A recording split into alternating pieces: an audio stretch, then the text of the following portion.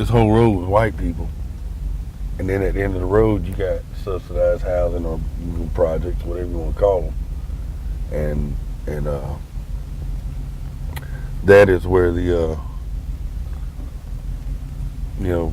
so all the black kids were. It was white kids, some white kids down there. But, that's where all my friends were, because there's really nobody on this road. Probably about 6, 7 years old till that's where most of my childhood life was. There's a piece of the old basketball goal there that I used to play basketball when I put that up there when I was about 7 or 8 years old. My dad did, actually. Nailed it to the thing, and there it is right there. None of us had any money. The boys club was working on a limited budget, so we would sleep in the gyms when we go to these other boys clubs. We just sleep in the gym at the boys club with sleeping bags. And we stay up all night. And I remember, kid walked in from another team. Another team walked in, and one of the kids was white. And I remember looking at him like, oh man, there's a white kid in here.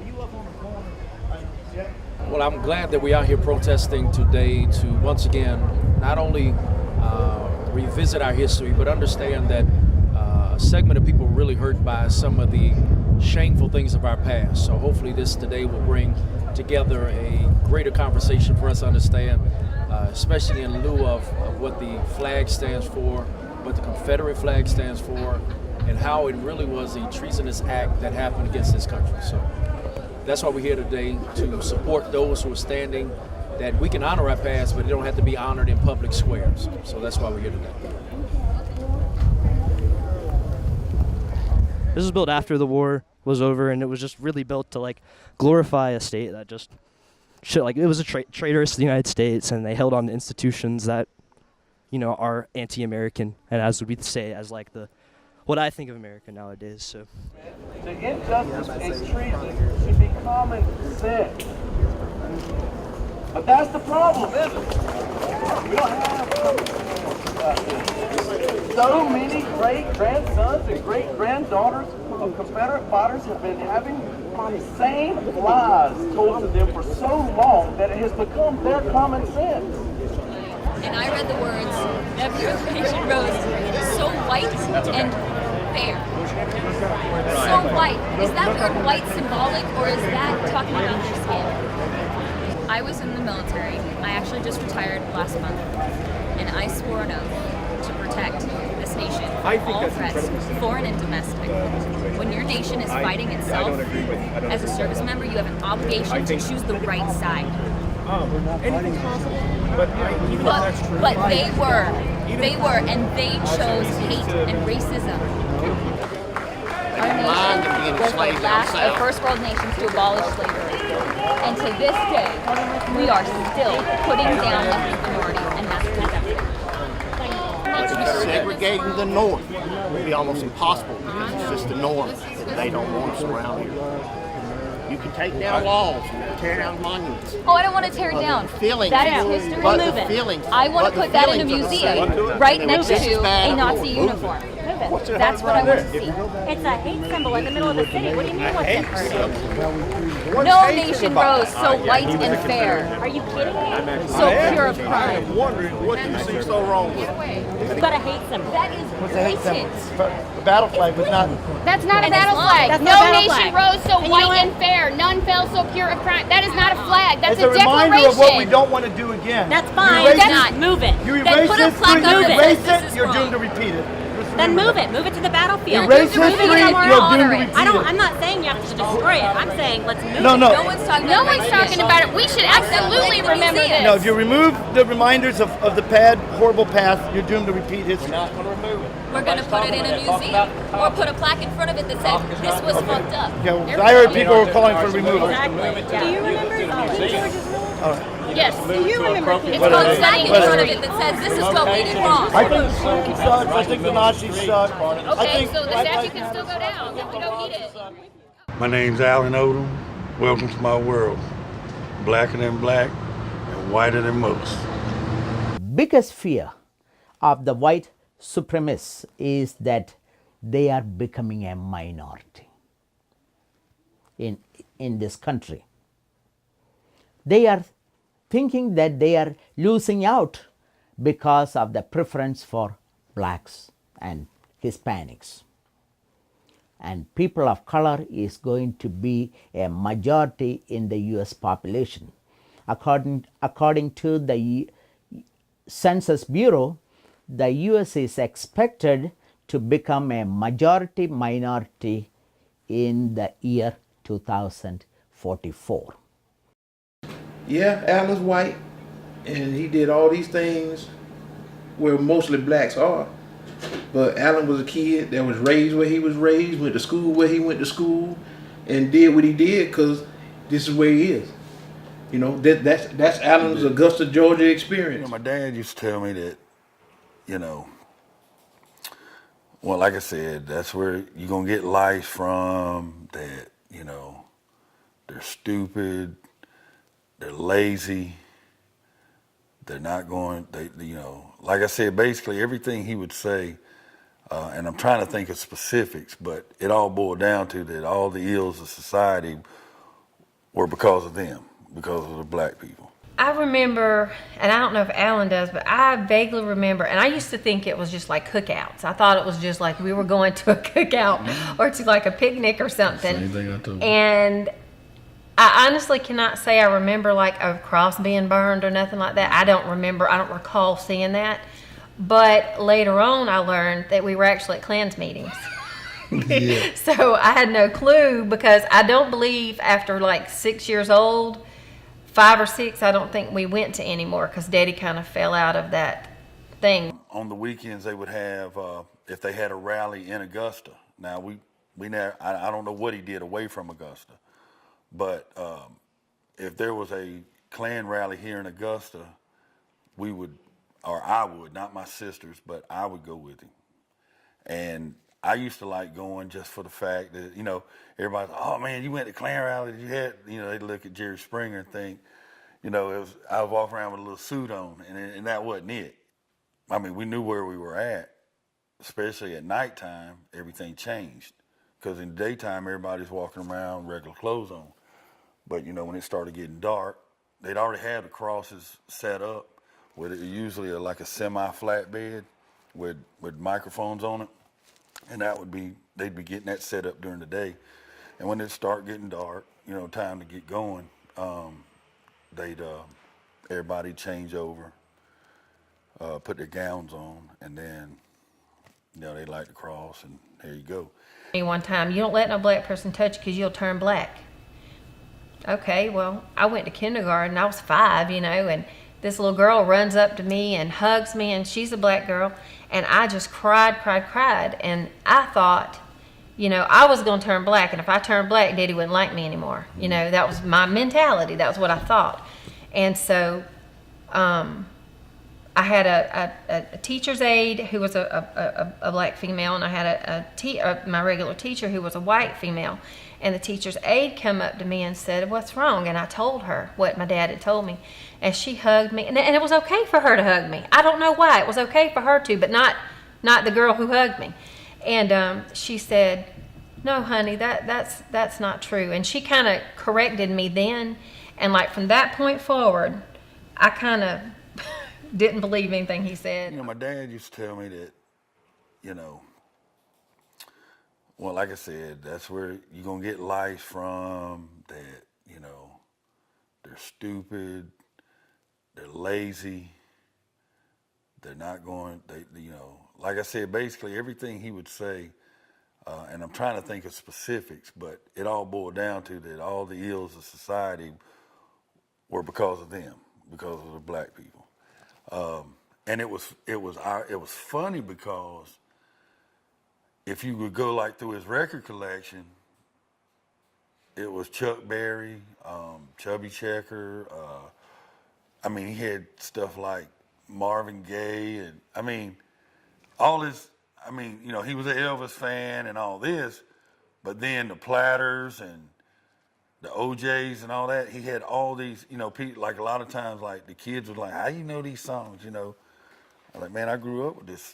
You know, black kids would be like, you know, when I was in high school, and I'd know all these songs. Like, man, my dad had all this stuff, and it was weird. You know, I'm like, man, you know, you do know you put money in their pocket by buying these albums, don't you? You know, if you hate them so much, you know, because I've always been, you know. Say that too? When I got older, I used to tell him, but when I got older, he had done changed his view on life. I don't know. I think probably the reason why he was the way he was, because he used to share stories about with us. He was poor white. He was. My uncle had to drop out of school and go, and he used to talk about, you know, Charles Walker, and yeah, well, I used to pick cotton with him. So my uncle used to go pick cotton with Charles Walker, the senator, you know. So, I mean, that's what he did. And so my daddy, when my dad's dad passed away, my daddy was only 9 years old. He was the baby of 5 kids. So they had to, and I think he had a resentment. Honestly, to be honest with you, I think it was because he was on the same level as the black people in his neighborhood. I think that's what it was. You know, I'm supposed to be better than you, and he wasn't, you know. I think I was the first one he came out and told me about his dad, and actually back then we was just kids, and all we knew was just, man, he was white, I was black, we was friends, we played. So on my end, I didn't grow up like that. All I knew was Alan was a friend of mine, we had fun together doing what kids do. But then he started telling me, you know, he'd come play basketball at Copeland. Next day I see him at school on the bus. He say, Daryl, man, my daddy came up and told me when I got home last night, you need to take a shower because you've been playing basketball with them niggas all day. You smell like them niggas. And we was like, wow. But Alan wasn't like that. So, but he used to come tell us that. William Perry, when he got big, his dad used to tell him, Alan used to come tell him, man, my daddy said they boosting that nigga up. Talking about some he refrigerated and all that, making him like a fool. So he used to always come back telling, you know, about races and all that, how his dad don't like black people. But that didn't faze Alan at all. Alan was a friend to this day. That's what he is. Wasn't no damn white kids around. No white bodies around. He already know. Even when you all moved up across the Copeland. Man, on my street up here, it was all white people on my street. Sure was. But it was all old white people. Yep, that's right. There was no I don't kids. know nobody but you from that street. That's right. That's it. Peachtree was at the end of the Niggerville. My fault. It was at what is now Fox Den. Yeah. That was Peachtree. Yeah. And it was at the end of my road. So it was an ass of kids down there, you know. So shit, we go down there and that's where we swim, jump the fence. Went to Heritage. Went swimming there. They had a dime board over there. They kick us out. We go to Peachtree. Yep. Yep. I know he says like his first best friend was Truman. Really, my first friend was Bill Bussey. Yeah. And I remember Bill used to come over to the house, and the funny thing was he didn't come to our house. He came to Granny's, who lived down in Harrisburg, because that's where Bill lived. And the funny thing was that we had to hide the fact that Bill came over to the house from my daddy, even though my Papa Jack didn't care, my Granny didn't care, but my daddy would have cared. This is where we for the most part, was gonna go and play and hang out. Even up to high school, jokers from Richmond Academy would know. They went to Fort Gordon. They lived on Fort Gordon. They get wind that we was gonna be here. They drive from Fort Gordon over here. I mean, it'd be cars all out here playing ball, man. You know, just hanging out. And you know, nobody ever said nothing, man. You know, it's crazy. I look at some of the laws right now, and it's like, man, like how they mess with kids. Man, they ain't mess with us like that, man. They probably, you know, looking at it from the perspective that, hell, they over here playing. You know, if I had to look at the thousands of boys that come through the Boys and Girls Clubs, and there's been many, from the Vernon Forrest, the Mike Browns, the Barry Davis, the Jamie Rigdons, who went on the Savannah State to coach the baseball team down there, the Allen Odoms. I will have to put Allen, and some of the guys are not gonna like this. in the top 3 of some of the favorite kids I had, and that he was easy to work with because he was hungry, he wanted to do better, he wanted to do more, and he wanted to get out of his environment. Boys Club was awesome. Yeah, the Boys Club was awesome. Because see, like if me and Terry get in a fight or a scuffle, like this one of the coaches, Coach Utley, Coach Utley would grab you and pull you to the side. Y'all stop that. And he'd give us, he'd make us put gloves and get on the mat and we had to box each other. I did see that transition with Allen when he basically got enough courage to basically stand up on his and believed in what he believed in, that everybody who's black isn't inferior to me, or they are not less than I am, or they just as intelligent as I am, regardless of what my white friends will say, or there are some good black folks. And so what helped with Allen was the intramural basketball leagues that we started playing, and the intramural sports leagues we started playing. Allen began to basically, wouldn't say excel, he was still kind of soft when he first started playing sport, but he started growing. He started getting taller, his skill level became better, and one of the things they used to proud themselves of talking trash, talking smack to each other on the basketball court, on the flag football field, or whatever the case may be. And Allen, when he did something good, he learned how to talk trash with the best of them, and he was proud of those moments that he can do that. And so he started being accepted by that group, and then he started being respected by some of his white peers, and then he started being respected by his black peers because he became that leadership ability, skills started coming out of him. I remember, and I don't know if Alan does, but I vaguely remember, and I used to think it was just like cookouts. I thought it was just like we were going to a cookout or to like a picnic or something. Same thing I told you. And I honestly cannot say I remember like a cross being burned or nothing like that. I don't recall seeing that. But later on, I learned that we were actually at Klans meetings.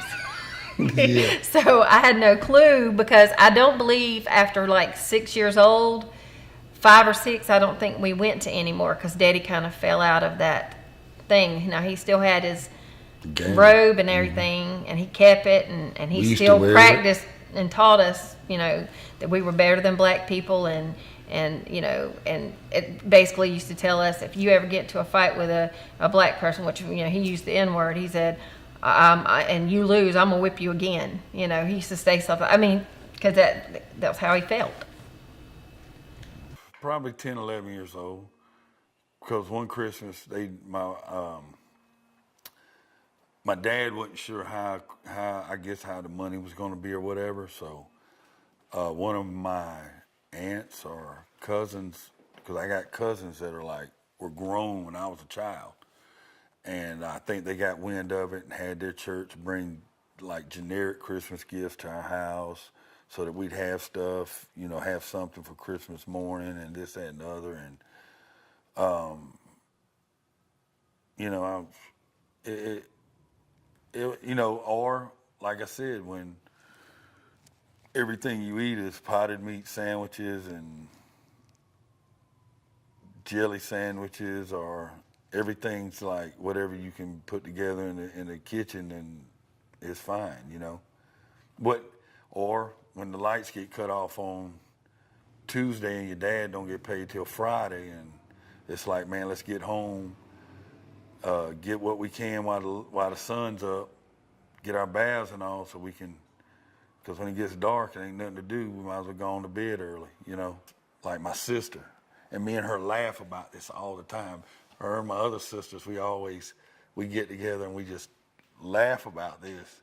But my mom would buy air freshener, you know, spray air freshener for the house, and she would spray it on her for perfume in the morning, you know. And that's what she would go, and you thought that was normal up until a certain point. Yeah, I was like, well, that's cool. It does smell good, you know. And that, yeah. No, my sister would spray it on her before she'd go to school. Not my mom. My mom would buy this air freshener for the house. My sister would spray it on her like like his perfume. And so, you know, and now we think about it. I mean, we sit there, like now as adults, we sit and laugh about it. Yeah. But you know, Didn't know any better. yeah, it was just like whatever, you know. Like I was telling them, I don't even remember us as kids, as a family, ever going out to Nope. eat. Never. And it was like special. We went out on Friday. If we got something, Daddy we would got go paid. through the drive-through, and it was a Friday, and that's what it was, and it was special. And I tell my kids now, At y'all don't McDonald's, realize. we thought that was the best thing in the world. Oh, yeah. And we just Yeah. get Happy Meals. Yeah. But we had that little toy, and because man, we didn't get that. Yeah. And that was, like I said, as a family, we never went. Like when I went to Collins, and this place called Duff's opened up in Southgate, which was like kind of like the first buffet ever in Augusta. And I hear all the kids talking about it, you know. And man, you know, I had to listen to their stories so that I didn't look like I was left out. So that when they would tell stories, or they said, "Man, you been to Duff's?" I'd have to say something. "Oh yeah, I've been." Man, you know how kids are. They're like, "Well, where's the drink at? Where's the drink machine at?" And I had to tell what I already heard them talking about. "Oh yeah, you been there because that is where the drink machine is." You know, Yeah. Never been in there in my life. One time, you don't let no black person touch you because you'll turn black. Okay, well, I went to kindergarten. I was 5, you know, and this little girl runs up to me and hugs me, and she's a black girl, and I just cried, and I thought, you know, I was going to turn black, and if I turned black, Daddy wouldn't like me anymore. You know, that was my mentality. That was what I thought. And so I had a teacher's aide who was a black female, and I had my regular teacher who was a white female. And the teacher's aide come up to me and said, "What's wrong?" And I told her what my dad had told me. And she hugged me. And it was okay for her to hug me. I don't know why. It was okay for her to, but not the girl who hugged me. And she said, "No, honey, that's not true." And she kind of corrected me then. And like from that point forward, I kind of didn't believe anything he said. And they had an alley ran behind their house, and kids would come by and get plums. But if they were black kids, he would shoot them with BB guns. You know, so it's like, you know, yeah. It was like you can't. There's no kind of way to excuse that, or there's just no, you know, and so it's probably a good thing I never met him. Really? Yeah, my dad, I told Truman, "Hey, we're coming to get you," you know, and he kind of freaked out, you know, like, "Man, you know, you ain't set me up, I'm gonna get in the car," you know. How was that when he got in the car for the first time? Yeah, he got in he got in real cautiously. And then, you know, he's like, "Hey, Mr. Odom, you know, glad," you know, but Truman was that guy. Truman was actually, I used to tell people this, Truman, you could take Truman to a Klan rally and they'd like him. Oh, he could stay, you know. That's what kind of personality he has. You guys still friends? Oh, yeah. He lives in Columbia. Truman ended up going to prison for 9 years for armed robbery. Wow. And still, you know, it was funny because you see a lot of guys come out of the prison system and just suffer. They can't get a job, you know, and he's a felon. So, you know, a lot of chips stacked against him. But man, you know, if you meet Truman, unless he tells you he's been in prison, man, you would never suspect it. I mean, he's very articulate. And I know a lot of guys like that. Yeah. He's just one of them. And so when he got in the car, you know, he was pretty much like, you know, to my dad, he was like, "Hey, Mr. Odom, you know, it's nice to finally meet you, da-da-da." And he's like, "All right, yeah, Truman, da-da-da." And he took us to the mall. Usually we had to catch a ride back. He came back, picked us up, brought my uncle with him, James, well, we call him Uncle Jimmy, his brother, brought him back with him. And that kind of eased the tension, you know. For me, it eased the tension because my uncle's in the car, and he's a jokester, and you know, and he even brought up the fact, "Truman, what'd you think, man? You was going on your last ride or what?" And Truman was like, "Hey, I thought Alan was setting me up, you know, and it kind of lightened the mood. And after Truman that, was the same one that would come down the road and you'd be like, "Hey, check out my clan dress." Truman, yes, Truman. And so Truman, Truman is the guy that basically started the change in my dad as far as these people aren't what you've been led to believe they are. Yeah. They got their 10% just like we have. And every other race of people and every other organization and religion, you're going to have that 10%, and hopefully what they do doesn't overshadow the other 90% of us, you know. And that's what started my dad's, what I say is turnaround on how his outlook on, black people. When me and Alan first started hanging out, I didn't have a car. Alan didn't have a car, and he got to the point where he was getting his mom and dad's old station wagon. And he used to always take me back home. He's like, man, you can't go by the house, can't come by the house or whatever. And then one day, we had to stop by the house, and I don't think his dad was supposed to be home. We was going by there. His mom, I had already met Alan's mom, and I knew Alan's sister, Kelly, and I knew he had little sisters at that point. And we had to stop by the house and get something, and Alan's dad was there. And I think Alan's dad asked him, well, who's this? You know, and then I didn't know, I didn't know anything about racism then. I didn't even know about Alan's dad as far as his affiliation with that part. And it just seemed like he was a little perturbed by me being there at the house, and we had just stopped there for a minute. And that was my first encounter with Alan's dad. Yeah. So did Alan go into any explanation later on, giving you any history about his dad, or when did you find out that his dad was actually a member of the KKK? Alan, he didn't really go into any detail after that particular incident, because I didn't think no more about it. It seemed like he was a little upset about it, but I didn't ask Alan about anything like that. But I think the economic differences between the kids now are closer than when I was here. Because like I said, you'd have a kid who was on government assistance, which I was one of those kids.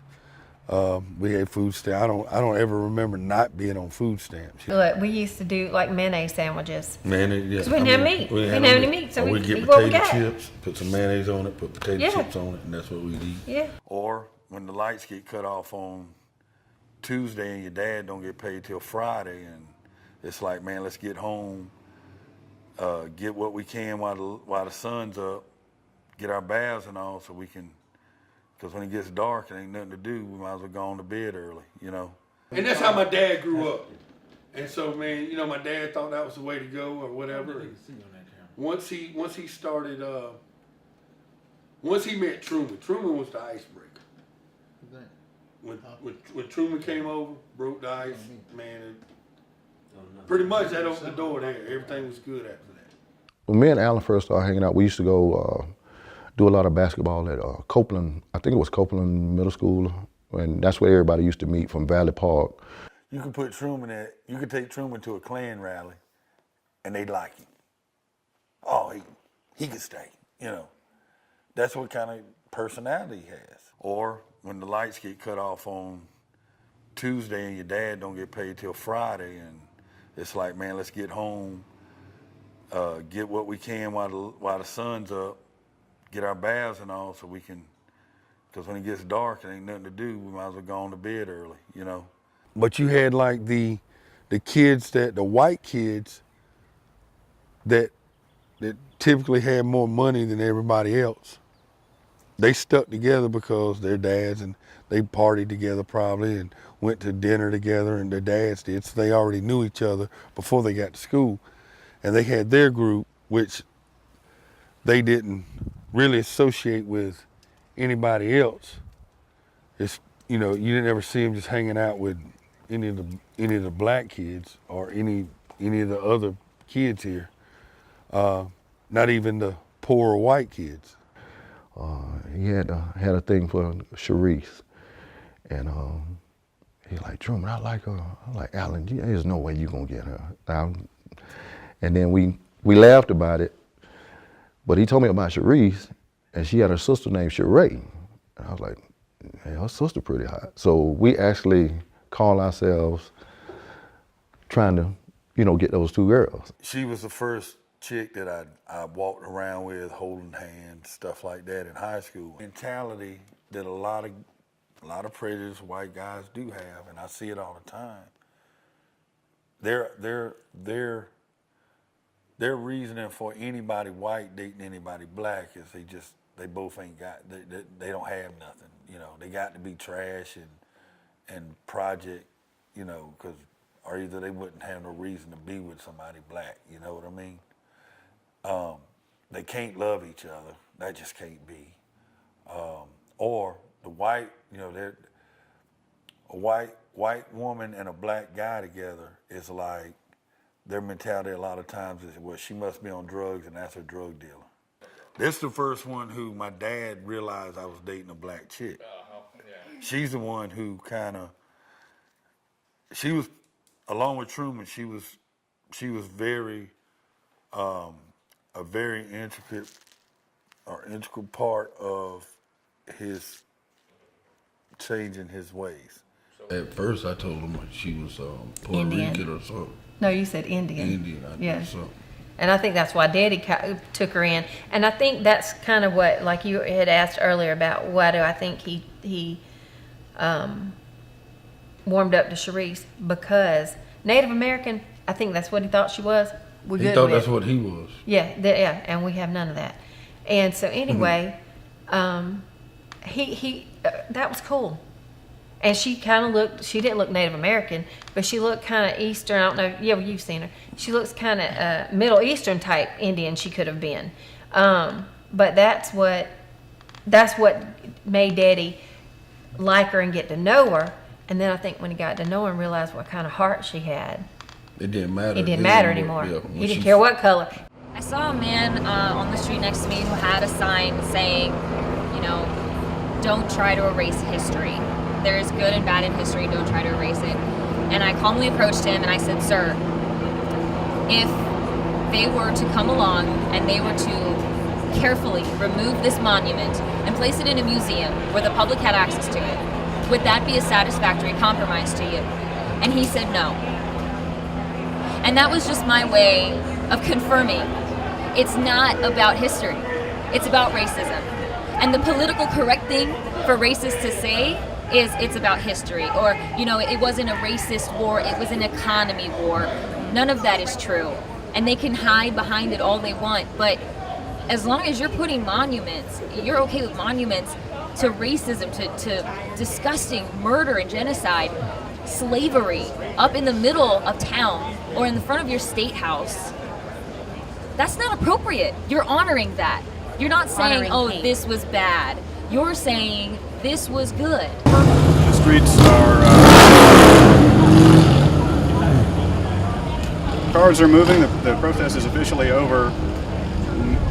I think that everyone who is remaining was part of the protest. All of the supporters of the monument staying have scattered. It seems like they came to take pictures of themselves here and then leave. Yeah. And you're talking about something that's usually 5 feet tall, too. You know, you're talking about something that's usually 5 feet tall. That's maybe the size of the men standing on the statue. I mean, this is literally taller than the buildings around it. I don't think you could put a taller symbol of hate. It's just, it's a travesty. I just think, it's time to put the Confederacy down from a pedestal and to stop, kind of glorifying a nation that betrayed, almost brought the Union to its knees. So We can't move forward until the hate symbols are removed. Yeah. That's the big, that's the whole point of this right now. I mean, we literally had Nazis marching in the streets in 2017.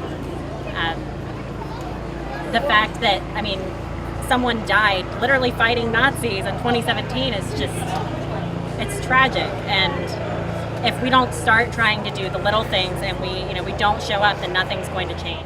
I know when me and you were talking, I said it looks like they show up early and, with their leather jackets and, Confederate flag shirts to take a picture to post on their Nazi message boards, and they run.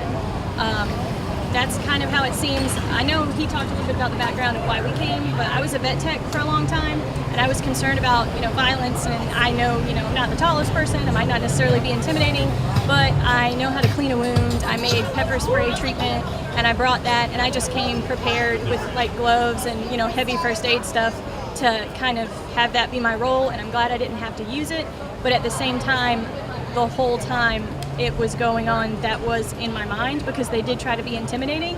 But I think today was a great case of 25 people trying to intimidate 400, and it didn't work, and they got laughed at, and I think it hurt their feelings a lot. Yeah, they got sent home.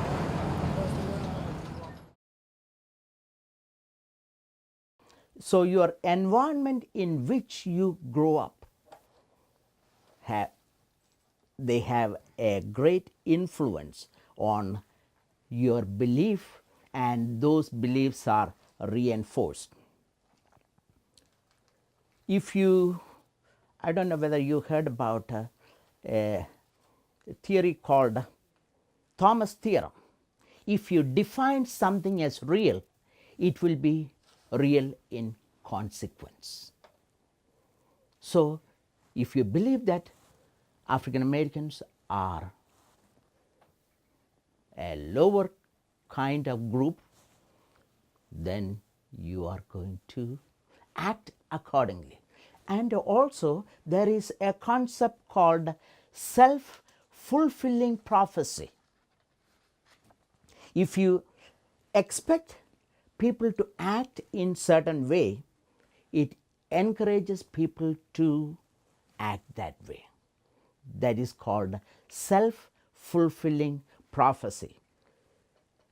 Jane Elliott, who was a 4th grade teacher in Iowa, who did an experiment with the white children when Martin Luther King was assassinated in 1968. What she did, she divided. The students asked why a national hero was killed. The small children, white children, couldn't understand. So she designed an experiment. She divided the class, her class, all white students, into brown-eyed kids and blue-eyed kids. And she said, blue-eyed children are superior. Brown-eyed children are superior. Blue-eyed children are inferior. Within half an hour, the teacher noticed that, yes, the brown-eyed children became very outspoken. Their performance is much better. But blue-eyed children, their performance is not that great. They couldn't perform as good as before. So things have changed. So she used that lesson to teach the kids about racism in this country. I think I was a little bit different from other, because I had to help take care of my grandfather, and that's probably why me and him were so close, because people now say, and now I'm getting off on the side story, but people say I like my wife right now says I eat old people stuff. You like old people snacks and stuff, and it's like, well, that's who I grew up around, my grandparents. When your granddaddy stayed over there, he was in the wheelchair. He riding up the wheelchair to the liquor store. To the liquor store. Papa Jack ran cars bagged up from here all the way to going highway. My granddad didn't have no legs. He had no legs. He was in a riding electric wheelchair. He used to look back. They get in the street. In the street. In the middle of the street. He go down. He go down to that liquor store they had on right there by Crystal. Right there by the liquor store. And nobody was there to go get him a bottle of whiskey. He's gonna ride through the drive-thru. So he rode through the drive-thru with his wheelchair. With the wheelchair. Hey, come back down Rexford Road. Right there by Dwayne's place. Go cut back down North Lake and go back like up to this. And he ride with his finger up when they just like this.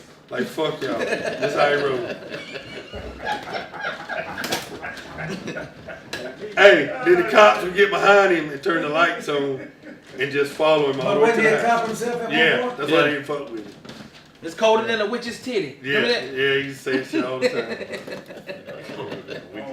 My granddaddy wasn't my dad's dad. That was my mom's dad. Right. They were totally different. Yeah, they saw things opposite ends of the It's spectrum. starting to come around though. My dad did that, and that's what we were, part of this thing was that, my dad. I think my mom said the other night. Yeah, at his time. Yeah, from everything I ever heard from anybody who knew my granddad, my dad's dad. I never knew him. He died when my dad was young, but they was like he was like the devil, man. Like he was evil. Like they had plum trees that hung over their fence.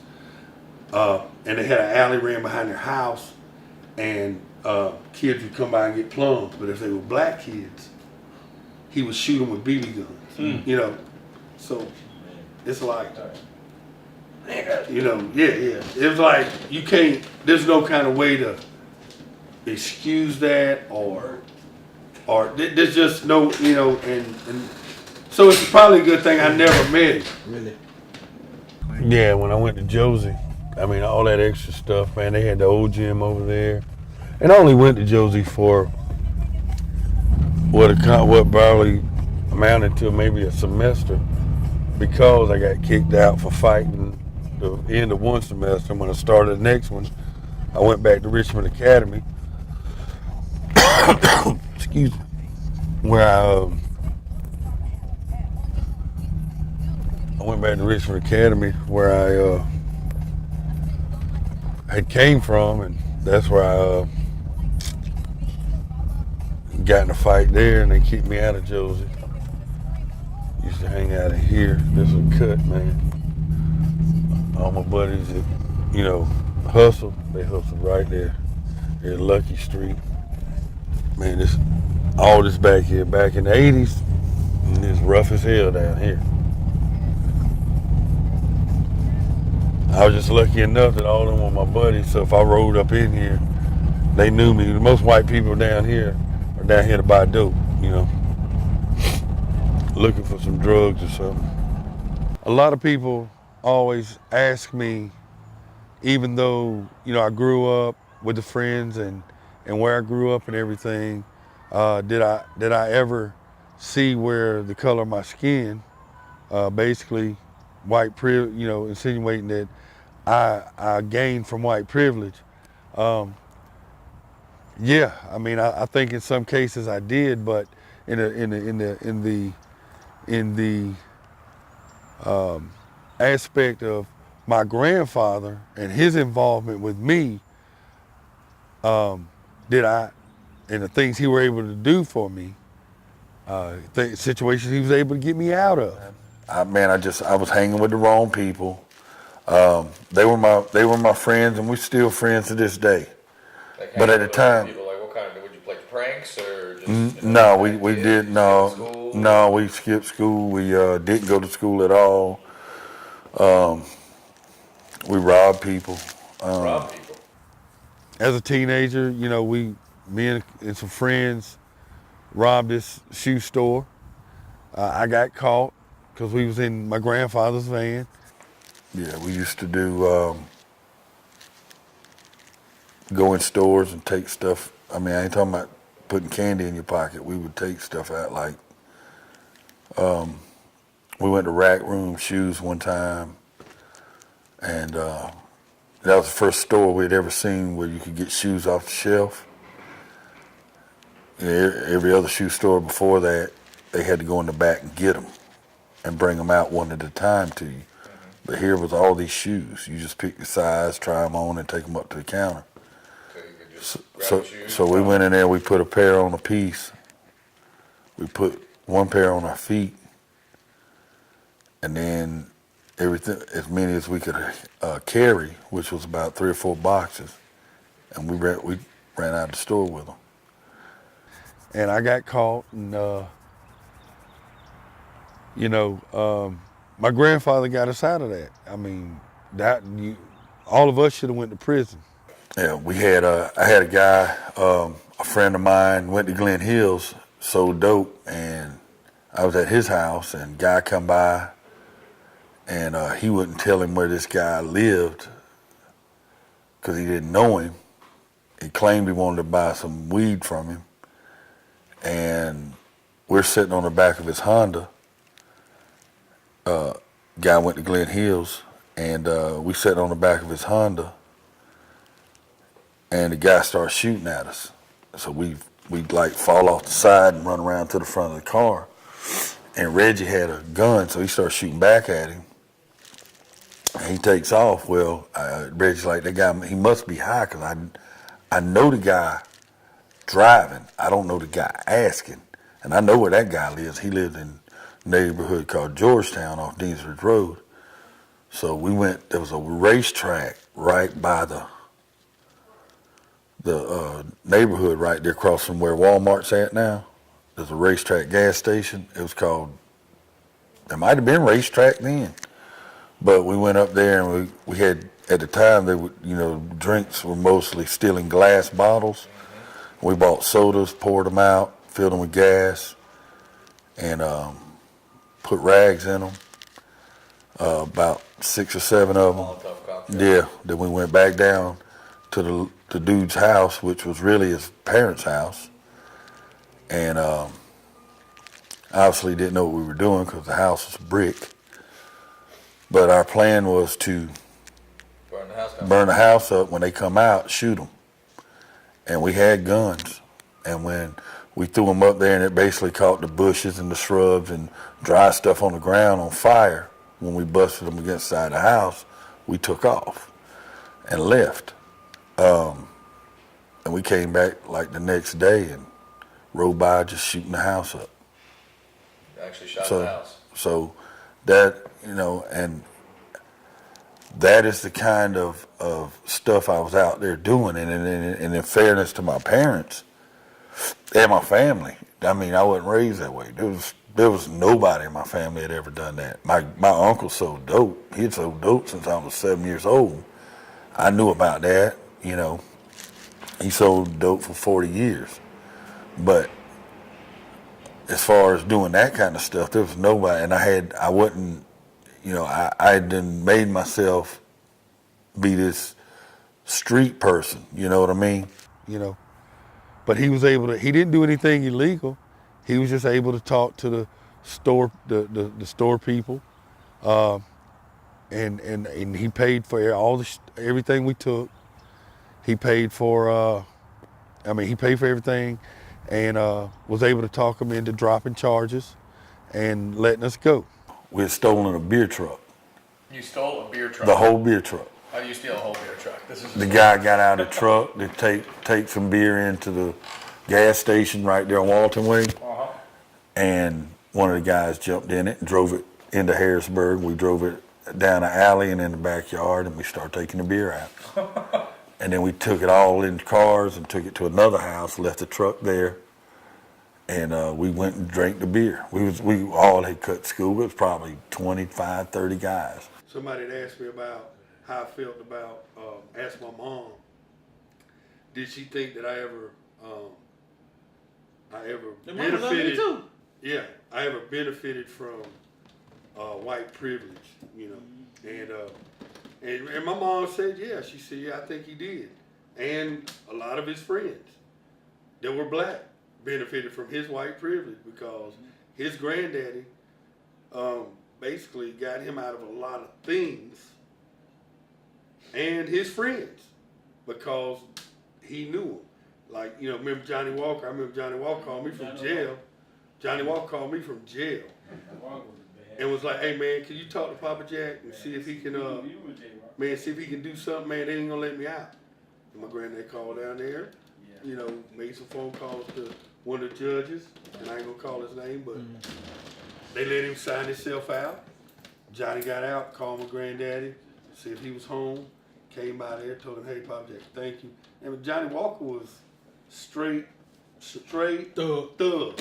Yeah, straight thug. But my granddaddy, if I said they was good, he's like, and my and they was around them like Taryn, Keenan, Truman, Truman. Oh, them Truman. Them jokers in Columbia. So your granddaddy treated them The fire, I was in college. I was my first year in college, man, and they called me and told me the house had caught on fire. I wasn't here. And supposedly it started in that little piece of room right there. That was like the laundry room where the hot water heater and the wash machine and dryer were. That little piece setting off. And they said the hot water heater, basically the pallet light, had caught something in there because we stored stuff in there too. Had caught it on fire, and I came back, and we had family members and friends, and part of this is a big part of crazy little event. We pulled back over here to move. I come home that weekend, and my best friend named Truman, who's a black guy, him and his brother Tyrone, we all teenagers, been to high school together. I'm in college now, and they're still doing their thing or whatever in Augusta. And I come home, they help me. They're gonna help us move. So we got a U-Haul in the middle of the yard, and we bringing stuff out of the house. And we're bringing stuff in and out of the house. Out of the house, putting it in the U-Haul.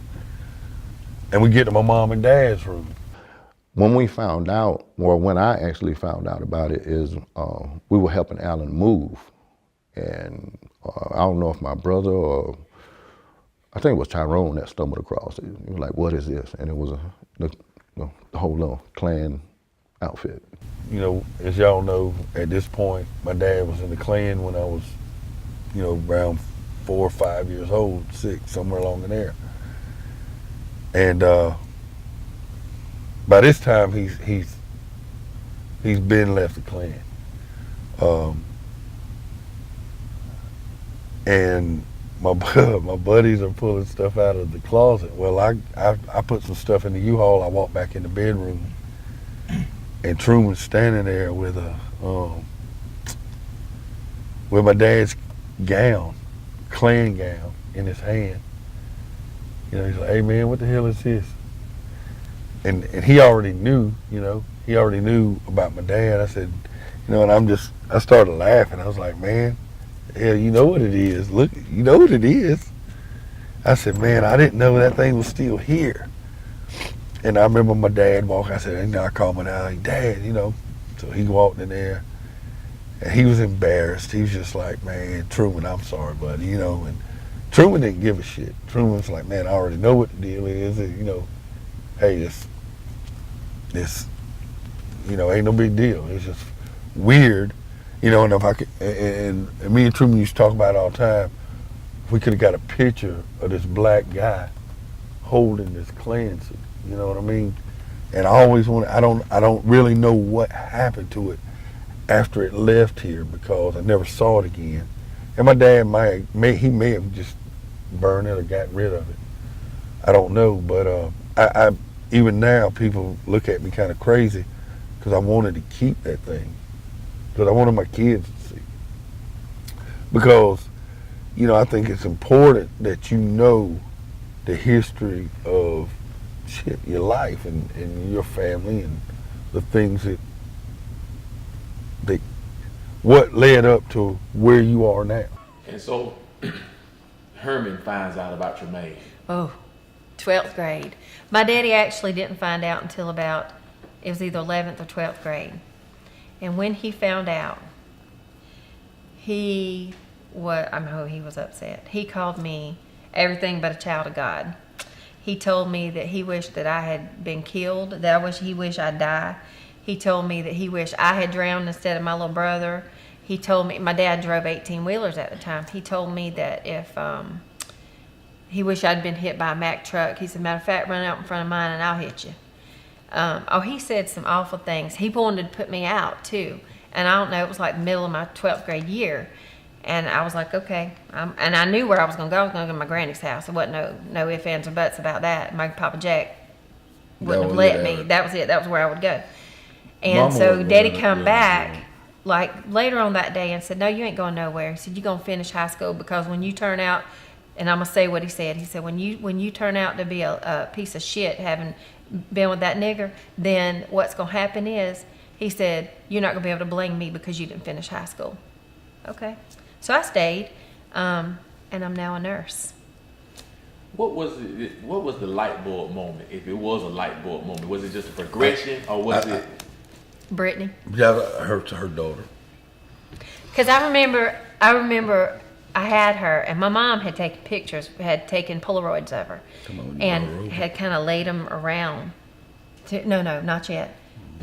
It was like, I was still in the hospital with her, I think, and Mama had put Polaroids and trying to like just get him to look, and he happened to pick it up. Who's this? She said, that's Brittany, that's your grandbaby. Mama said, just put it back down. He didn't want to look. So anyway, it might have been maybe a week or so. She might have been maybe about a week old. And Daddy traveled, of course, and so Mama said, well, Daddy's not going to be there, and you can come over to the house and I'll show you, because it's my first baby. I needed her to help me, show me how to clean her. And his first grandchild. Yeah, and so Mama said, well, come on, Daddy won't be there. So I get there, and I didn't have a car, so Mama come pick me up and brought me to the house.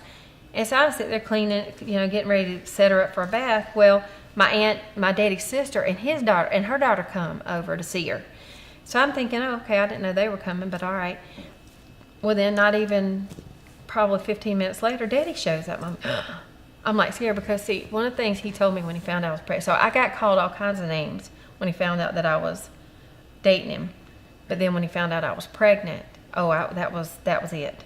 He called my baby a monster. I mean, he said, and it was just, and I know now it was because he was hurt, and he couldn't see past that, And so anyway, basically he said, don't ever bring that thing around. Call her that thing. Don't ever bring that thing around me and all this kind of stuff. I said, okay. So my thing was I wasn't. If you don't want her around, she don't have to be around. So when he came in, I just immediately got like nervous. Well, he came in and he looked and he didn't say nothing.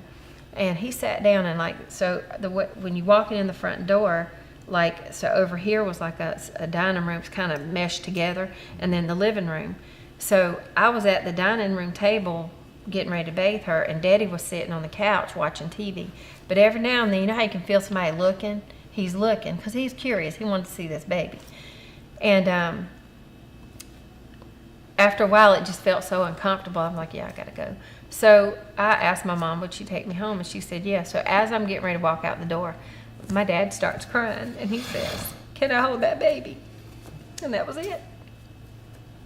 And ever since then, and then I remember not being able to tell him, because Tremaine and I had Brittany out of wedlock. Then we got married like the next year. And I remember not being able to tell him that I was married, and he always raised us, girls especially, you wait till you're married for sex and all that kind of thing. Well, my husband's the only man that I've ever consummated a relationship with. So essentially, no, I didn't wait till I was married, but my husband's, I did what he wanted me to do. But Tremaine always said and felt, he said, the person I have the most respect for is your daddy. I was like, my dad? Why? He said, because I'm be honest with you. He said, he's a man. He said he didn't like black people. He don't like this, and he stood by it.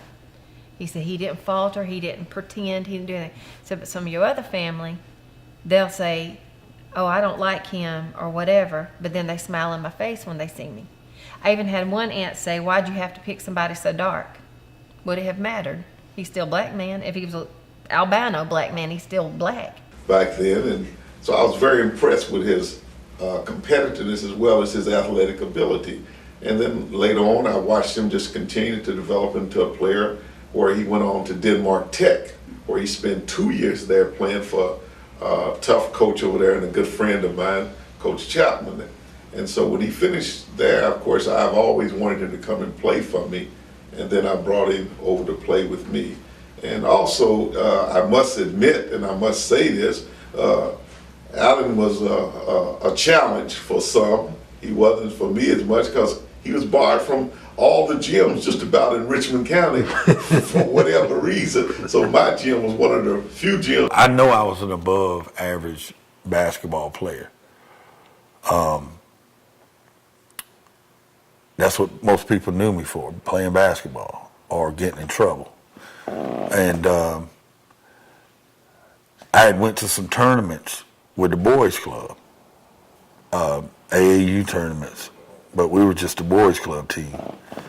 And I did well in them. You know, I did real well. Like I said, I was that one white kid. I had the whole tournament that was dunking on people. And that gets, you know, that alone will turn heads, you know, like, damn, who was this kid, you know? There was other aspects of my game I needed to work on, but that got people's attention. And man, it got the attention of a guy, the coach at Shaw University. When he inquired about me, found out that, you know, my grade, they found out my educational, you know, my situation in high school.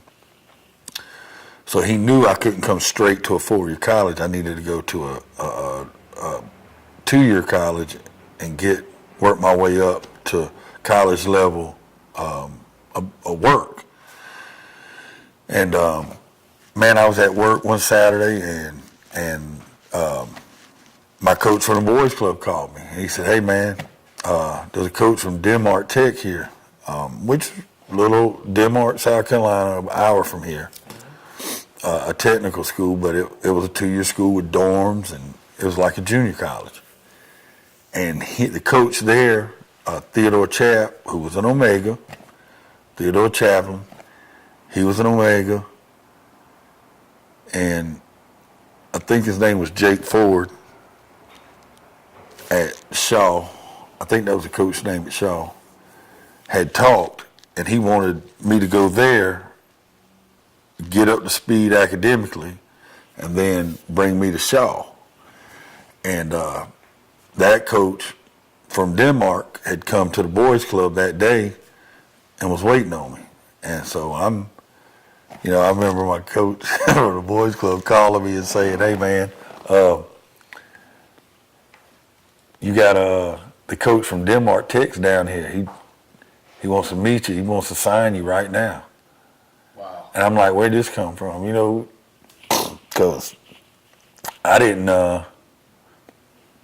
even know anybody had interest in me, you know. I would play with the 13 or 14 team and then dress out, put the other uniform on and play with the 15 to 16-year-old team too. And so the 15, 16-year-olds, obviously some of them can drive. So they would, let's go to Clemson. So I'd jump in there. I was like 13 years old. And I remember us walking in the dorms at Clemson, walking in one of the dorms, and one of the Qs had the letters on the door. I knew what it was. And I was like, "Oh, that's Q Dog, you know." So we knock on the door and start barking and run down the hallway. And I don't even know who he was, but he came to the door. And we doing all this and barking. He's like, and he could tell we little kids, you know. He's like, "All right, somebody gonna beat you up for saying," you know, he wasn't serious, but it was like they were like this mythical. It's like every guy I'd ever seen that was an Omega was like this man's man, like my mentality, you know, my mentality. One of the first encounters I had was my JV basketball coach with an Omega was him. And he recently died. Last couple of months. But he was a strong, he was a JV basketball coach, and he was a varsity football assistant coach. And he was a big dude, and I remember seeing him, like somebody wasn't blocking the way they should. "This is how you block." And he'd get in front of them, and he'd hit them. They'd hit him. "Come on, hit me." And he'd have no helmet on, he'd have nothing. His name was Ernest Talbert, Coach Talbert. And I just like, that's the toughest damn man I ever seen in my life, you know. And he tried to talk to me about things, and he had his way of going about it, you know.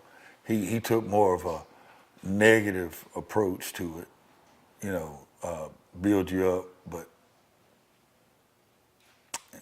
and I know my sociology degree should be telling me the right way to say this, but it's basically where it's negative reinforcement.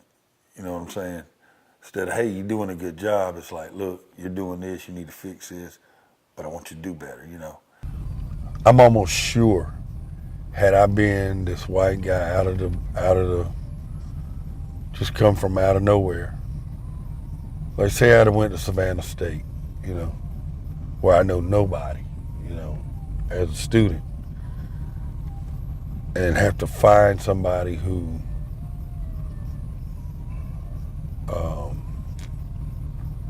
will take me serious, one. And it was a rarity back then to have a white kid want to come at an HBCU school and participate. That was unique. But by him coming and by you putting him in the program, then I knew that he had to have a toughness about him because of the fact that he was a minority. When Alan went, when he went to Payne College, and I think I jived him out. I don't know if I might have been borderline cussing him out. I was like, Alan, there is no way. What are you thinking about? And it might have been his first or second year at Payne when he was playing basketball. And he told me, he had called me and told me, and then I came down and talked to him. He's like, man, I'm gonna do it. I like, Alan, there's no way you're gonna make it. You know, I thought he was joking at first, but then through a couple conversations with him, I knew he was serious about it. And I tried to shoot it down, but that was no avail because he had his mind made up. He was gonna do it. I said, he like Goldberg. I'm like, he can't be no Q. You know what I mean? And just looking at him, he about 6'3", just big. You know what I mean? So I'm like, man. Because a lot of times you ain't watching nobody, you in it together. And I think we had one of the most known processes at the time for the fraternity nationwide, because we had a white boy online down here at Payne College. And we saw people from everywhere came to see us online. That would have probably everybody wanted some. They'd have never came if I wouldn't have been there. Right. So, you know, that was one of the things I tell people all the time about my line, the guys that pledged with me, is that, you know, I respected them a lot because they took on a responsibility because the process is this. You don't just say, I want to be the bros, and they take you. You let it be known, and if you got the grades, you're going to have the money, and you meet all the qualifications, okay, fine, then we'll consider you. And then your chapter considers you. And it might be 30 people want to be the bros, but they ain't, you know what, we ain't going to take with 10 this time. It was one of them things where, you know, it wasn't like I was a popular choice, you know, because any of the guys or men bringing me into this fraternity were going to face some scrutiny from some members of the fraternity for bringing this white kid into the fraternity. And they didn't care, man. They just like, you know, they felt the same way I feel now. If you can hack it, what it takes to be in here, then fine. You have a right to be here. Because one of them explained to us what we would have to go through with Alan on with us. Yep. Because he was there, the extra people that would come, the harder the process would be, you know. But we was like, it is what it is, you know. And he asked, he said, y'all know what y'all about to get into? Everybody like, yeah. He said, all right, get on out the car, let's get ready, you know. And it rolled from there. Yeah, I feel like any real man that wants to pledge fraternity, I feel like would be in Omega just because of what we stand for and the things that we do. So, yeah. Now, you know that you said any real man, yeah. And I stand firm to that. I stand firm to that. You gonna meet 100 jokers that accept you with open arms, and that 101 is gonna give you hell and make you question why you even pledged. but you got to deal with it, know that it's coming.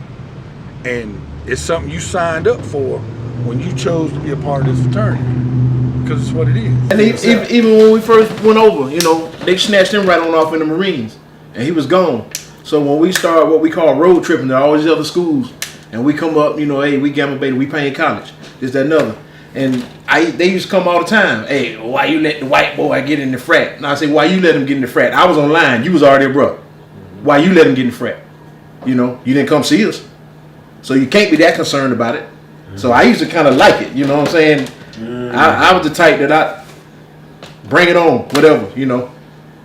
Yeah, and I made sure I was there every night. So there could never be, once we crossed, there could never be one of the brothers say, well, I came to see and he wasn't there that night. No, bitch, I was there every night.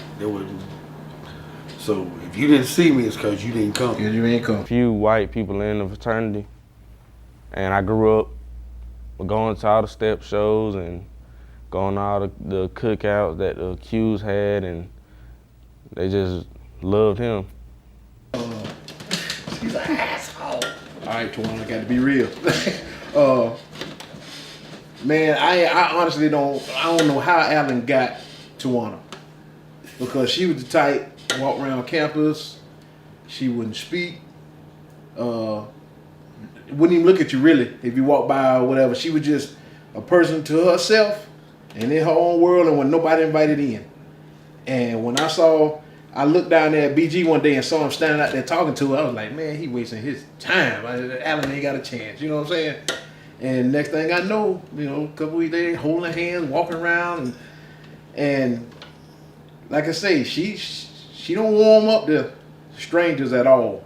It was at a Payne College basketball game. He was on the floor and doing he was on the floor. It was his little pregame stuff that they do, and I saw him, and I thought he was cute and everything. And so then after the game, I was outside waiting for him with some friends, and he obviously thought I was cute or something too, because he came over and we started talking, and that was I was a freshman at Payne then. I think he was probably like a junior or something. Tawana said that she's something different, and to me, she the perfect match for him too, because she the female version of him. You know, when you get to know her, and that probably the only woman can handle him like she do. You know. Yeah, because I can't. She's small, but that big joker right there, she ain't scared of him. So, okay, I told you to wait after the game, but you the one got my attention because I done went on past you. Oh, no, you would not have. I obviously went past you a bunch of times. No, because we've never seen each other before. Well, then you must have lived in a rock. I was focused on studying, and I was focused. I was all over the place. But it was 1 million people at the game. It was 1 million, yeah. What would you be without? Oh, I'd still be awesome, but no. That's one thing I'm hoping people, you know, will start seeing and learning that, you know, because if people see me, man, they like, man, this joker's a straight redneck, you know. And then they see my wife. They see me with my wife, and it's like, man, I'd have never guessed your wife was black.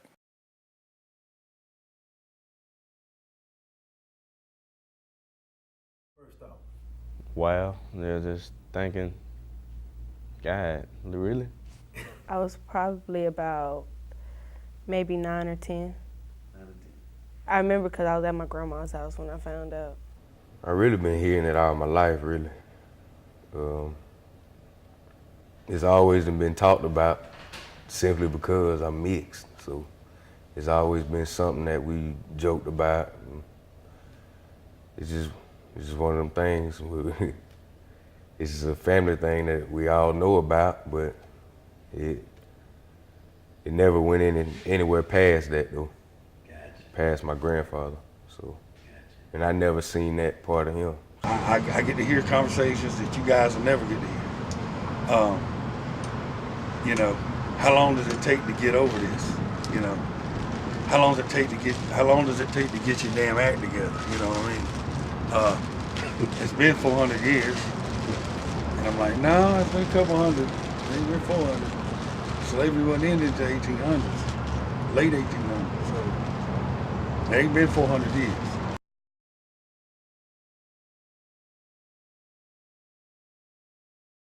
As a white kid, it's helped me. Bert Thomas, they were ready to put me on the, I was going to be the sacrificial lamb when I got kicked out of school.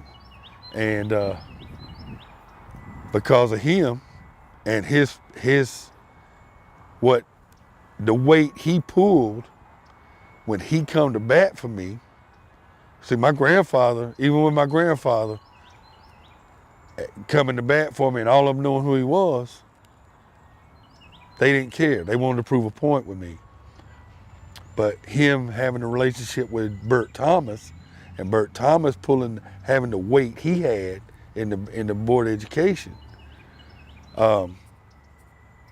when Bert Thomas kind of spoke up, and like I said, he's a big old man, and not that he would bully anybody, but hey, you kind of want to keep this guy on your good side. And I think when he spoke up for me and was like, hey, this is what we need to do with this kid, they listened, and that's what happened. So, I think does race come into it comes into a whole lot of things. But does the man himself, the person himself, if their character is strong enough, I think people have a tendency to look past color. Somebody had asked me about how I felt about, asked my mom, did she think that I ever benefited? Too. Yeah, I ever benefited from white privilege, and my mom said, yeah. She said, yeah, I think he did, and a lot of his friends that were black benefited from his white privilege because his granddaddy basically got him out of a lot of things, and his friends, because he knew them. Yeah, but he still had those old friends that had the old mentality. Yeah. Because my dad was kind of a keep to himself person, and he only had like one or two people he messed with, period. He was almost like a hermit, It's weird, his name was Herman, but he was almost like a hermit. He kept to himself, and that's who he fished with. So I remember us going fishing, and he had asked a guy named Clifford, he had asked him to kind of watch how he talked. And I hated fishing. But I would go with my dad, especially when I knew it was possible, because I'd jump on, you cross my dad, no matter how bad you think he is, he's still my father, and I remember my dad, I was gonna go. He said, "No, you ain't, don't worry about it." And I knew he was supposed to be talking to Clifford about, hey man, if we're gonna continue to, and now they've been friends 40 years, and I remember him coming back like they never made it fishing, and I asked him, what had happened, and pretty much him and Clifford got on the subject of race and the fact that I now have a biracial granddaughter. And I just, kind of watch, you can be who you are. I'm not asking you to change your beliefs, change how you feel in your heart, but at least watch your language, And, because I don't think my dad really wanted to break friendships with his buddy, but I think the way he responded, and I wasn't there, but the way he responded, just let my dad know this ain't gonna work anymore. And I thought that was a big deal because this is a guy that don't have many friends in the first place. And the one, like, friend that if you saw him with anybody 90% of the time, this is who he was with, is going to let that relationship go to the side for, his granddaughter. And it was like, you know, I didn't think he would do it, but man, he did. He cut those ties and. Would you say Clifford, since you said they were friends for like 30, 40 years, would you say Clifford was around at some of those? I mean, is this somebody that we would, you know, that would be around the family all that time? Would have been at the rallies and all that kind of stuff? Now I don't know. I don't know. Yeah, I don't know if Clifford was in the Klan. I don't know if I don't know. I don't know that for a fact. I don't remember seeing Clifford there. If he was, I didn't know who he was. You didn't know who he was at that point, right? But you just knew that he was always around. But I knew that. Yeah, that was my dad's fishing buddy. That's who they. Yeah, he would come over. We would do things sometimes together. We didn't do much together. Like I was telling the other interview, if we went out to eat, I mean, our version of going out to eat was being able to go through drive-through at McDonald's. You know, as a family, I don't ever remember us sitting down at no restaurant eating. I remember actually listening to other kids talk about the new restaurant in town, which used to be this place called Duff's in Southgate. And it was like, I think it may have been the first buffet in this area. And the thought of being able to just eat all you wanted for one, you know, it was crazy. And I'd never been there and was never going to make it. It was there for, you know, maybe 5, 6, 10 years. I don't know. And I never got to go in there because, man, we didn't have money for that.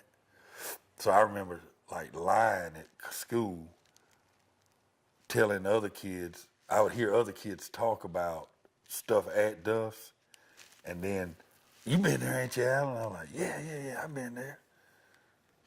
And I was like, yeah, because the drink machine's over, and that's all that I heard another kid say where the drink machine was. And they said, oh yeah, you been there, because if I'd have said I hadn't been there, you know, they'd have been jiving me, and oh, can't go to, you know. So, you know, so for my dad to break those ties, I thought that was a big deal, you know, and he did, and he never like reneged on that at all. He never went back. I never saw him like, oh yeah, we ain't friends, but I catch him and Clifford over at the coffee shop, you know. He pretty much, he pretty much had said, and this came from him. He pretty much, man, the two worlds don't mix. And I can't change who my family is. You know, my dad, who didn't have anything himself, uneducated, he really, I think he felt after talking to my mom, and you know, ultimately his purpose in joining the Klan was that he saw it as a way to, in lack of a better way to put it, to come up in life. You know, make connections to people who possibly had stuff that he felt like if he thought and acted and did the same way they did, that it would bring him up economically too, you know. And I think at a certain point he saw that wasn't happening. And you know, and which is probably ultimately why he got out. I didn't feel no type of way towards it, because I mean, it never affected anything. I never seen it.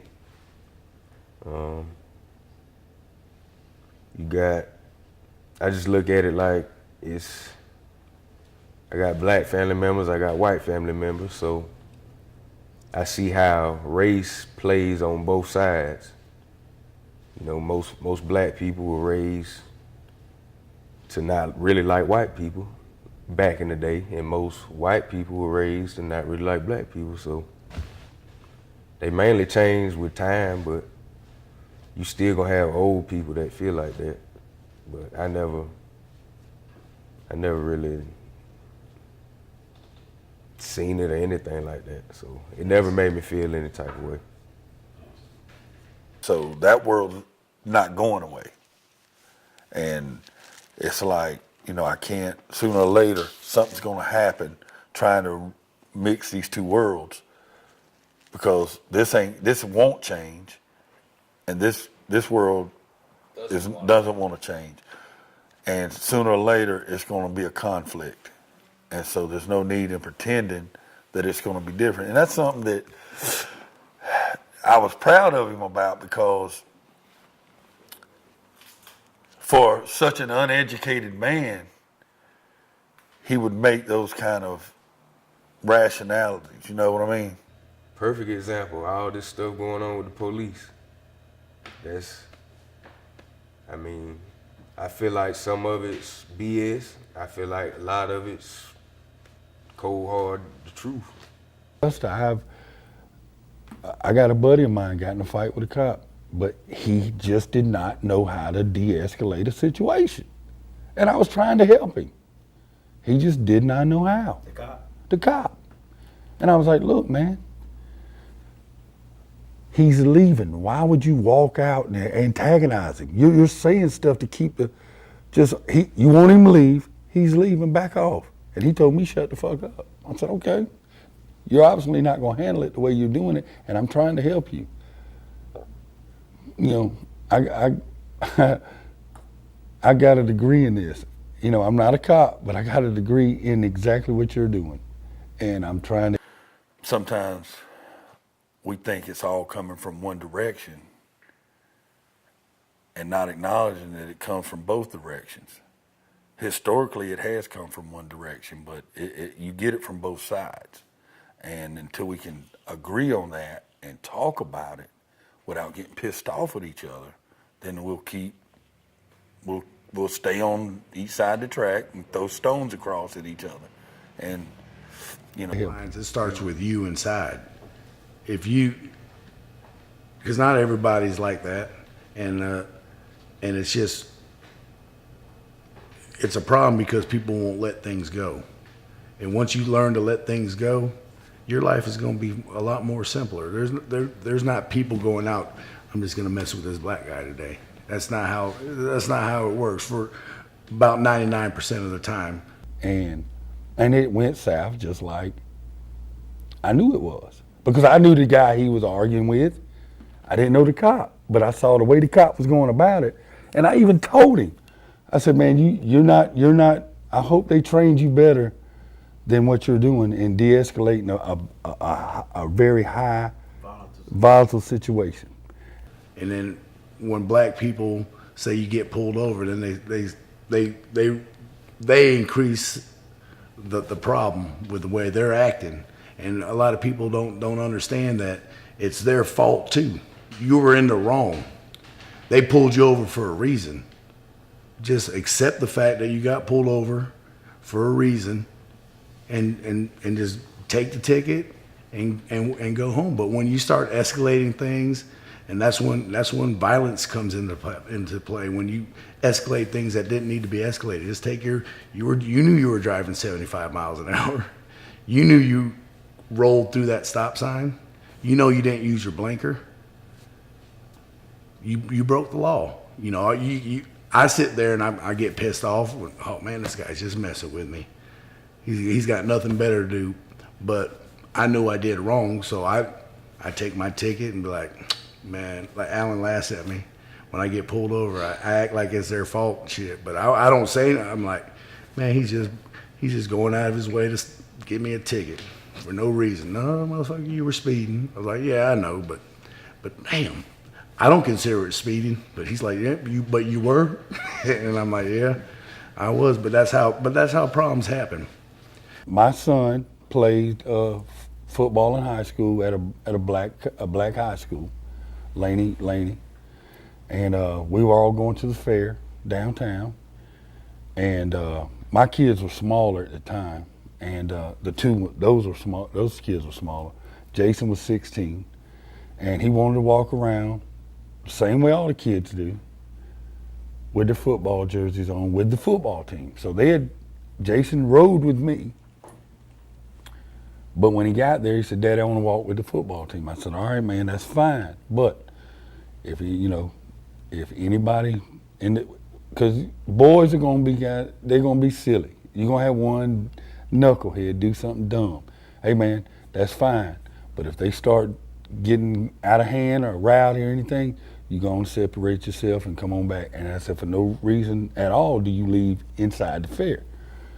Go ahead and walk, we'll catch up later. He had his phone on him. So I guess we've been in the fair maybe an hour. And I called him to see where he was. And he was getting ready to call me anyway. He said, Daddy, I'm outside. I'm outside on, I don't know what the street. I said, and the first thing I did is like, why the fuck are you outside? I told you don't leave this fairground. Why are you outside? And Jason pretty much done what I told him to do. You know, he pretty much did what I said. So it was kind of weird that he'd walk outside after I specifically told him, don't leave the fairground. And he said, Daddy, they put us out. I said, they put who out? The police. Put who out? All of y'all? No, not really, it was just me. I said, for what? Because Jason just wasn't no rowdy kid, you know? And he said, Daddy, I honestly don't know. I said, where are you, man? So he was on Hale Street. I happened to be right by the 4th Street gate. I said, man, walk around to this other gate over here. So he said, okay. So in the meantime, I'm standing there. There's a cop right there. I say, hey, man, who's over everybody out? Who's the head cop out here tonight? Well, Lieutenant Jimmy Wiles. Well, Jimmy Wiles known me since I was a kid because my grandfather was a cop and he knew my grandfather. So I said, well, you ask him if he'll come out. I'm Alan Odom. I'm Jack Dodgen's grandson. He said, sure. Well, he called in, so he came on out. He come out in the trailer and he knew who I was. He said, Alan, what's going on, man? How you doing? Small talk. I said, well, look, man, I don't know what's going on. Told him the story. Right now, I don't know, but for some one reason or other, they put my son out of the fair. I said, we just got here. I just spent like $200 between my family and my sister's kids and her family, because I paid for everybody. You know, when we ain't been here but an hour, they done put him out. He said, where's your son at? I said, he's walking around here to the gate. So we sat there. Finally, Jason walked up. He told him, let him on in. So Jason walks in. And I said, what happened? So Jason tells me that they're walking around, because, you know, basically the fair is one big oval. And they were walking down the Hale Street side over there by the bathrooms. As you're making that curve, coming around, said there was about 15 cops just sitting there, hanging out, sitting on golf carts and all. And Jason said he made eye contact with one of the cops. And he kept staring at him, and he kept staring at him. So as he's turning, he's walking, he just looks at him, and he turns and walks off. Jason breaks the eye contact and walks as he keeps walking. And said they're walking, and all of a sudden Jason feels somebody grab him behind the neck. And he thought it was one of his buddies playing, because it's the football team walking together with the jerseys on. And when he grabs him, Jason, because like I said, he didn't know it was a cop. He's like, hey man, what are you? And then when he does, the cop grabs his belt, grabs him in his waist by the back of his pants, and says, you got a problem? He said, you got a problem? He said, what are you doing? He said, no, it seems like you got an eye problem. And Jason said, what, man? He said, you was looking at me. And he pulls him over there where them pig buildings are, the metal buildings, pushes him up against the building. I'm going through his pockets and all. Then another cop comes over there. Oh, you a big mouth. He got a big mouth. He's smart ass. Just giving him the shit. Because pretty much I know half of them. And when one of them kids smack the teeth at them, they don't like. That sends their ass crazy then. Especially them clowns and some of them clowns in the crime suppression team. And they'll probably see this, and they know me. And it ain't because I'm some tough guy. It's just I know the dark secrets. You know what I mean? So anyway, without that being, without going into that, Jason basically says whatever, man, to him, because now he feels like they're harassing him, and so they kind of rough him, push him on out the gate, make him get out. So when we tell Jimmy that, Jimmy's like, man, I ain't heard nothing over the radio about it. And I'm thinking to myself, no, you ain't gonna hear it, because one, he's 16 years old. When they found out he was 16, first thing they were supposed to do was come get me. Where are your parents? They didn't do that. They didn't follow no protocol at all. That's why it wasn't over the radio, because it's something it wasn't even gonna be on the record, you know. And so anyway, Jimmy said, well, it's fine, Alan, he can stay in, don't worry about it, but just keep him with you. Don't let him go walking back with the football team. I said, no, that's fine, he stay with me now. I got him. I said, are you gonna let them know, because somebody needs to know? Oh yeah, I let them know. Well, this ass didn't let him know. And he walked just this fast. He walked from maybe 20 feet back into that trailer, their headquarters inside the thing, their substation. We walked another 10 feet that way, but I was walking about 5 feet in front of Jason. And I saw two cops walking. I saw them looking at Jason. But I didn't pay no attention. I was waiting to see if they were going to say something, because we were right there at the trailer. Oh, hell, that didn't even work out. Man, she was little, and I remember her saying, Daddy, Daddy, Daddy, they got Jason. I turned around, and because they were all over at one of the concessions, my sister and my wife and all the kids. I turned around, man, they got Jason jacked up by the shirt and and they kind of walking fast with him. Man, I lost my damn mind. I ran over there, and I elbowed one of them off his feet, and the other one that had the back of his pants, I hit him across his forearm. You know, it'll make you have a muscle spasm. You open your hand, and he opened his hand. When he did, I elbowed him, knocked him on the ground. So then another one walked up behind me, and when he did, I elbowed him, got him off of me. And Jason, basically, Jason had fallen, I think, and I told him get up. I pulled him up, and I took my jacket off, and man, by that time, man, they just surrounded me. It was probably about 20 cops. And I just took my jacket off, I threw it on the ground right there, and I told Jason, you know, stand right here. I said, I don't care what happens, you stand right here with me. So I told him, I said, hey man, what y'all gonna do? Y'all got me surrounded, what you gonna do? I said, this is my fucking son, man. And I made sure I let him know. I said, this ain't some little nigger kid down here. Y'all thought y'all was gonna slap the fuck around and do whatever you wanted. I was like, I'm his fucking daddy. I mean, I made sure they knew that I know what I'm dealing with right here. Because at that time, I told the sheriff, after all this happened. Well, anyway, they kind of talked us down, you know, because I didn't want that stupid really to happen any more than what had already happened. And the one that actually did it said, I put his little fucking ass out of here already. I said, well, bitch, put me out of here. Put me out. Because he's a punk. He's a punk ass cop. And not all of them are punks, because some of them are my friends, and they're good guys, straight up dudes. But there's a lot of them want to be tough guys that have no business having a badge and a gun. And that's the truth. Okay. And your point is, had you been another color, it may have not gotten that far? Oh yeah, the point in that is that, you know, the point in saying that telling the story is that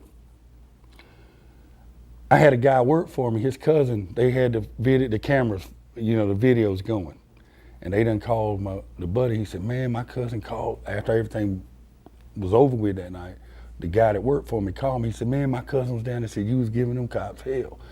And I said, yeah, man, and I told him what happened. Well, the next day we get to work, I had a 60-year-old guy that worked for me named Hollywood. And they'd already told Hollywood by the time I got to the job. He come over there, he said, boy, you crazy, man. I said, no, I wasn't trying to be tough, but that was just instinct, man.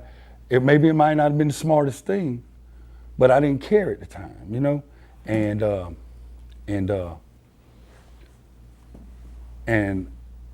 he made the statement, that 60-year-old man, he said, man, and this is just what he said.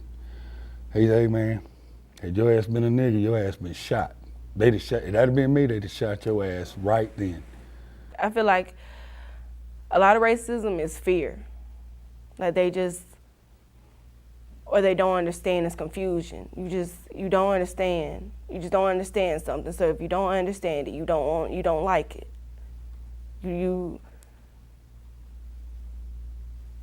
It's well, what you say is fear of the unknown. What people do not Mm-hmm. know.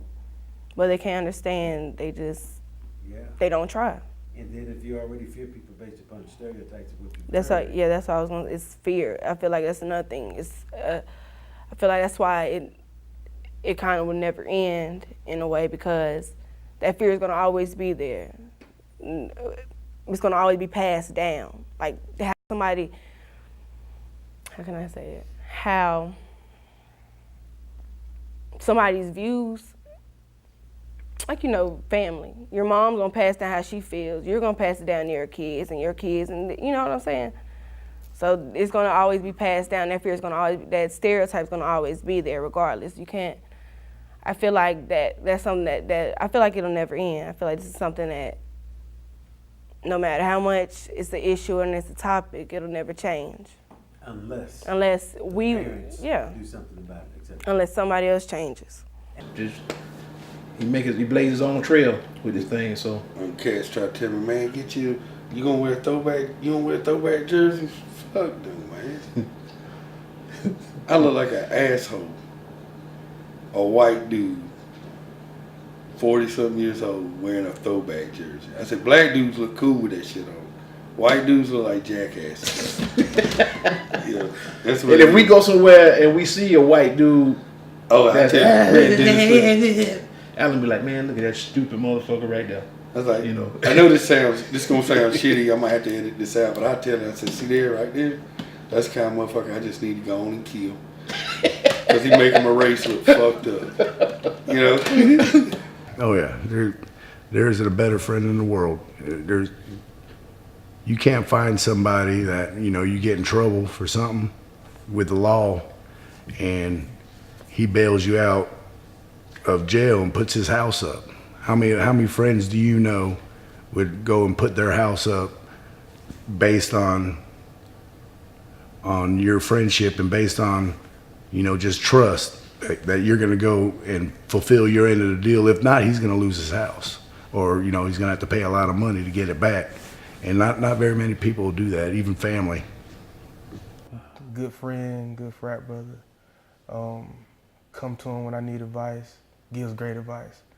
So, and just someone that you can relate to. That he looks out for us.